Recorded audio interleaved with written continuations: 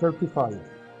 The position of an object is given by the equation x equals 3.0 t squared for plus 1.5 t plus 4.5, where x is in meters and t is in seconds.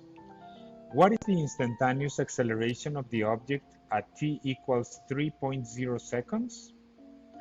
Well, as with any other case, you have that the velocity is the derivative of the position dx dt,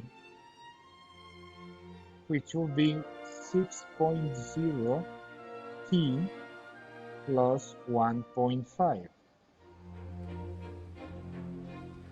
And the acceleration is the derivative of the velocity, and that is 6.0 meters per second squared. And the first thing to notice is that this does not depend on time, so your acceleration is constant.